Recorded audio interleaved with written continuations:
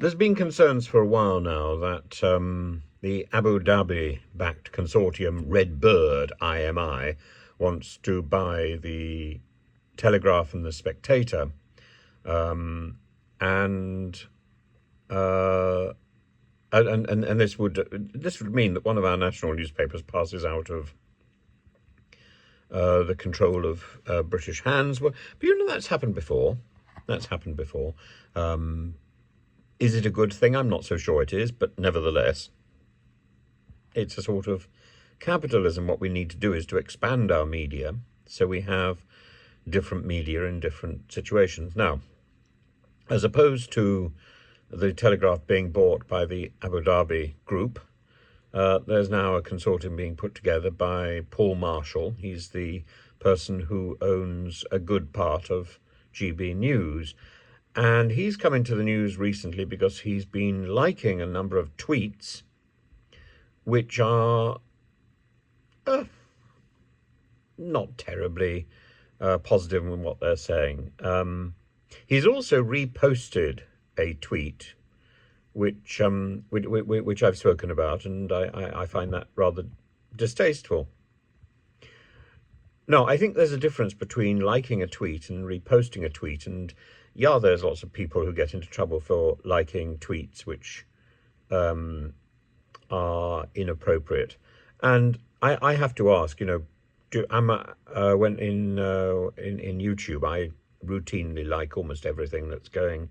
Why? Because I think my job is to encourage debate. So there are many people who express things that I don't personally like or care for. But there aren't a range of responses that I can give that would indicate that, yes, thank you very much for making a comment, and I don't agree with it at all, and I think I find it offensive, but thank you very much for the time. It's not possible to say that in many cases. Otherwise, I would, and it certainly isn't possible to spend the time writing that. So I've got into a habit of just sort of approving of things, unless there's something really bad, in which case I would probably give us a thumbs down, or in very rare occasions I wouldn't I wouldn't give it a heart. But I find if I don't do that, then it keeps popping up and popping up and popping up until I either erase it, which I don't like doing, or it gets eclipsed by something else. So the system is not very helpful. This is about YouTube. It's not about me or the content of the comments. And I've made it very clear that simply giving somebody a love heart doesn't say that I'm approving of the content, but I am approving of the fact they've taken the trouble to write something. And if I have time, then I write a comment back, or I will base a future video on the issues which were raised by the comments. Now, I don't think that's what Mr.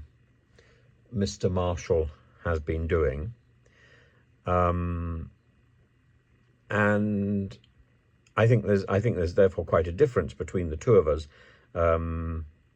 But I think he's right to acknowledge a range of opinion, and I would like to see GB News moving further in the direction of a range of opinions rather than being a voice for one particular group. And if it is a voice for one particular group, then there should be a voice for a correspondingly different group, and we should make sure that is funded and supported, so that there are a range of different media outlets beyond the state-supported outlets. And at the same time, I think there's a strong suspicion that Ofcom is going lightly on GB News.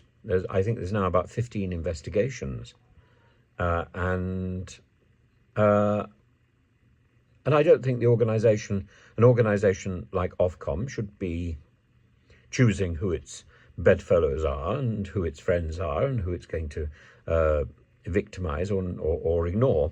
I think Ofcom should be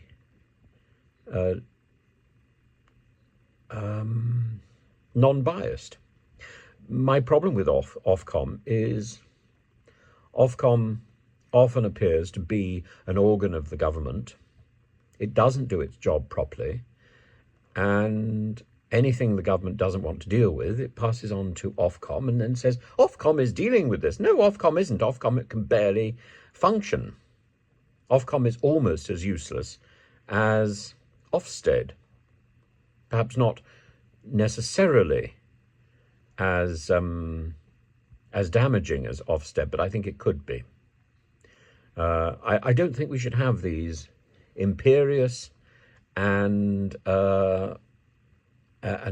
ill-functioning organisations lording it over the business of teaching, lording it over the business of doing the arts. And we need a different method. In the same way as unions like Equity should be representing all performing artists, they shouldn't be the gatekeeper for the performing arts. A union should just be performing one job, not two. And the same thing with Ofcom. We possibly need two organisations, one to monitor and one to control. And the monitoring, I think, probably needs to be there to support, particularly going into schools in Ofsted's situation, or going into performing arts venues and offering advice and help, rather than snooping around and being critical. Of course, they have to report back, and it's then the job of another organisation to enforce rules and ensure that there is compliance. At the moment, we don't have an organisation which is running around the place helping. We should have one of those in schools. We should have one of those in universities. We should have one of those in the arts. And we don't. What we have is Ofsted and Ofcom, and they don't do their job properly.